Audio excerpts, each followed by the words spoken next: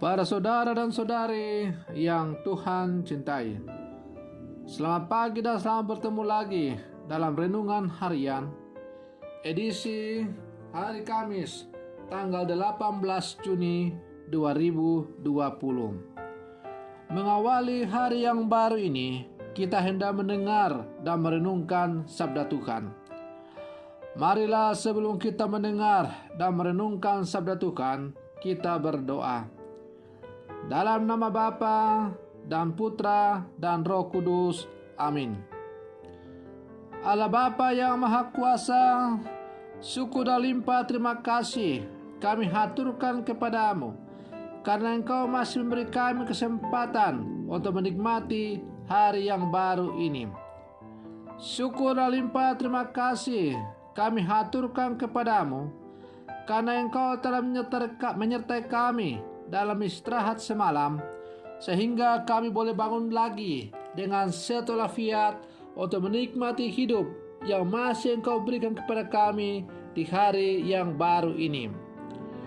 Allah Bapa yang Maha Kuasa, mengawali hari yang baru ini, kami hendak mendengar dan merenungkan sabda Tuhan.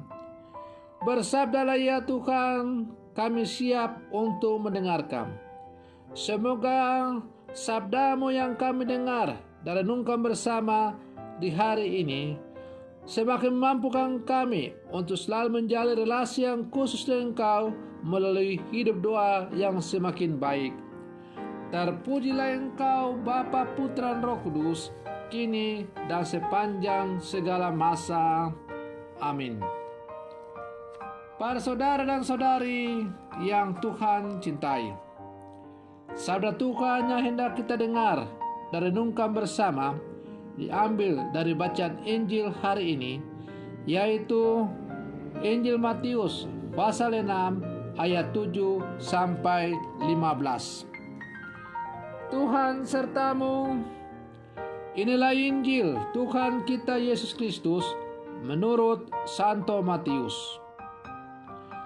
Dalam khotbah di bukit, berkatalah Yesus, "Bila kalian berdoa, janganlah bertele-tele seperti kebiasaan orang yang tidak mengenal Allah. Mereka menyangka bahwa karena banyaknya kata-kata doanya akan dikabulkan. Jadi, janganlah kamu seperti mereka, karena Bapamu mengetahui apa yang kamu perlukan sebelum kamu minta kepadanya. Karena itu berdoalah demikian: Bapa kami yang di surga, dikuduskanlah namamu, datanglah kerajaanmu, jadilah kehendakmu di bumi seperti di surga. Berikanlah kami pada hari ini makanan kami yang secukupnya, dan ampunilah kami akan kesalahan kami, seperti kami juga mengampuni orang yang bersalah kepada kami. Dan janganlah membawa kami ke dalam pencobaan, tetapi lepaskanlah kami daripada yang jahat. Karena jikalau kamu mengampuni kesalahan orang, Bapamu yang di surga akan mengampuni kamu juga. Tetapi jikalau kamu tidak mengampuni dosa orang, Bapamu juga tidak akan mengampuni kesalahanmu." Demikianlah Injil Tuhan.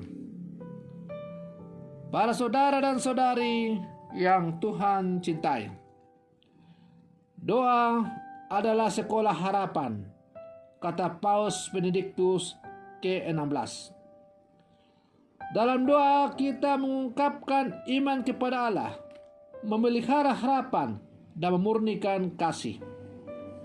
Doa juga meneguhkan relasi kita dengan Allah dan sesama. Karena itu, Yesus dalam Injil hari ini memberikan satu contoh doa yang kita kenal sebagai doa Bapa kami. Doa Bapa kami adalah contoh merupakan doa yang sempurna yang diajarkan langsung oleh Yesus kepada para murid, dan akhirnya juga kepada kita murid-murid Yesus yang hidup di zaman sekarang. ada beberapa hal penting yang dapat kita temukan dari doa yang diajarkan oleh Yesus ini. Pertama, sasaran utama dari setiap doa adalah membiarkan kehendak Allah terjadi di dalam hidup kita. Seperti kata-kata Yesus sendiri ketika ia berdoa di Taman Zaitun. Ya Bapa, jikalau boleh piala ini berlalu daripadaku, tetapi janganlah apa yang aku kehendaki, tetapi terjadilah saja apa yang Engkau kehendaki. Maka di dalam doa itu kita harus memohon supaya kehendak Allah lah yang terjadi dalam seluruh kehidupan kita, dan bukan kita memaksakan supaya kehendak kita yang terjadi. Para saudara dan saudari yang Tuhan cintai, melalui doa kita tidak sedang berusaha untuk memaksakan kehendak kita pada Allah. Doa menjadi sebuah komunikasi antara kita dan Allah. Karena itu, dalam setiap doa kita tidak perlu berbicara, tetapi juga membiarkan Tuhan berbicara kepada kita. Kedua, doa juga merupakan upaya membetulkan relasi dengan Tuhan dan sesama. Karena itu, dalam setiap doa selalu ada rumusan perdamaian yang tampak dalam tindakan memohon ampun atas mengampuni sesama. Seseorang yang sungguh berdoa pastinya memiliki relasi yang baik, tidak saja dengan Allah, tetapi juga dengan sesama.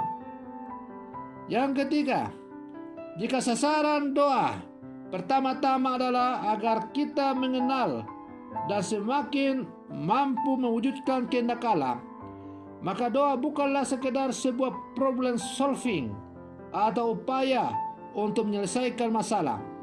Artinya, doa bukan sekadar upaya yang kita buat saat mengalami masalah. Doa harus menjadi bagian dari rutinitas hidup, mempersembahkan hidup pada Allah. Entah saat menghadapi persoalan ataupun saat hidup kita tidak memiliki masalah. Sebab kehendak Allah harus senantiasa kita pelajari kapan dan dimanapun saja. Karena itu, untuk memiliki kepekaan membaca kehendak Allah dalam hidup ini, kita wajib berdoa.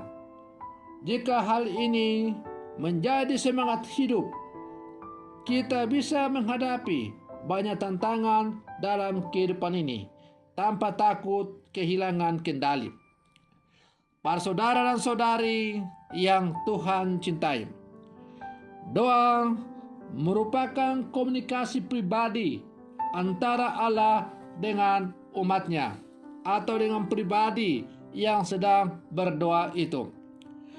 Di dalam berdoa itu, hendaklah kita membiarkan Allah yang berbicara, yang mau menyampaikan apa yang Dia kehendaki atas seluruh kehidupan kita. Dan bukannya kita menjadikan Allah sebagai pendengar untuk mendengarkan keluh kesah kita. Para saudara dan saudari yang Tuhan cintai, dalam doa Bapa kami tadi, ada juga banyak hal yang kita bisa pelajari lebih dalam selain 3 hal yang telah saya ungkapkan tadi. Perkataan Bapa kami yang di surga mengajarkan bahwa di dalam doa, Allah yang jauh dari manusia, dalam hal ini ada di dalam surga, menjadi dekat dengan umatnya karena kita sapa dengan Bapa kami. Dikuduskanlah namamu, menyatakan bahwa kita mengakui Allah sebagaimana Ia telah menyatakan dirinya sebagai Allah yang kudus. Kita mengekspresikan penghormatan kita kepadanya, mengakui Dia sebagai Allah yang hidup, aktif, dan berperan dalam hidup manusia. Datanglah kerajaanmu, mengungkapkan pengakuan kita bahwa Allah lah Raja yang sah atas seluruh penciptaan dan merindukan pemerintahannya secara penuh terrealisasi dalam kehidupan kita dan dunia. Jadilah kehendakmu di bumi seperti di surga merupakan pernyataan bahwa kita tunduk dan taat kepadanya dalam segala hal. Kita tidak membedakan hal yang suci dan yang sekuler. Memohon berikanlah makanan kami yang secukupnya adalah pernyataan kepercayaan kita yang besar kepada Allah, bahwa kita selalu dicukupkan dengan apa yang diberikan tiap hari tanpa keinginan untuk menumpuk barang bagi diri sendiri. Tiap hari yang baru kita lihat sebagai kesempatan untuk mengalami kebaikan Allah bagi kita. Permohonan ampunilah kami merupakan manifestasi dari merendahkan diri di hadapan Allah. Kita sadar akan kelemahan dan kegagalan kita, namun kita pun bersukacita karena Allah tetap mengasihi kita. Kasih Allah yang mengampuni akan mendorong kita untuk terbebas berbelas kasih kepada orang lain yang bersalah kepada kita. Ini merupakan kesempatan untuk mendemonstrasikan kemurahan Allah dalam hidup kita. Kita bersandar kepada Allah yang akan melepaskan kita dari pencobaan jika kita tidak dengan sengaja mencari pencobaan ketika kita mengatakan, jauhkanlah kami dari yang jahat. Para saudara dan saudari yang Tuhan cintai, ada begitu banyak orang berdoa begitu bertele-tele dengan kalimat yang panjang serta berteriak-teriak atau disertai penampilan diri penuh haru. Namun begitu selesai berdoa, orang yang bersangkutan langsung marah-marah kepada saudaranya atau kepada sesama. Doa sejati bukan banyaknya kata-kata maupun gerak tubuh, melainkan pengarahan hati sepenuhnya kepada Tuhan yang ilahi. Sekiranya dengan kata-kata pun hendaknya yang sederhana dan singkat padanya, sebagaimana diajarkan oleh Yesus. Karena Yesus atau Allah lebih dulu mengetahui apa yang kita butuhkan sebelum kita mohonkan. Para saudara dan saudari yang Tuhan cintai, dalam doa Bapa kami yang diajarkan oleh Yesus, isinya begitu sederhana, antara lain, berikanlah kami pada hari ini makanan kami yang secukupnya, dan ampunilah kami akan kesalahan kami, seperti kami pun mengampuni orang yang bersalah kepada kami. Para saudara dan saudari yang Tuhan cintai, marilah dalam doa kita berjuang untuk menghayati doa dalam hidup kita sehari-hari dengan berpedomankan doa Bapa kami. Maka kalau kita memohonkan datanglah kerajaan Allah dalam dunia ini, maka amat sederhana, laksanakanlah apa yang diajarkan di dalam doa Bapa kami itu. Bila mana kita sungguh-sungguh melaksanakan apa yang diajarkan oleh Yesus di dalam doa Bapa kami, maka yakin dan percayalah bahwa kerajaan Allah akan sungguh terwujud dalam kehidupan kita yang nyata. Maka mari kita berjuang melaksanakan apa yang diajarkan dalam doa Bapa kami. Satu-satunya doa yang diajarkan oleh Yesus langsung kepada kita. Bukan hanya dia menghafal doa itu sebagai doa pokok dalam gereja, tetapi sungguh-sungguh melaksanakan apa yang diajarkan oleh Tuhan dalam doa Bapa kami itu. Semoga permenungan saya ini semoga menghantar kita untuk menjadi manusia-manusia pendoa yang sejati di zaman sekarang. Biarlah melalui doa-doa kita memohonkan supaya kerajaan Allah semakin menjadi nyata dalam seluruh kehidupan kita di muka bumi ini. Semoga demikian. Tuhan Yesus memberkati dan selamat pagi.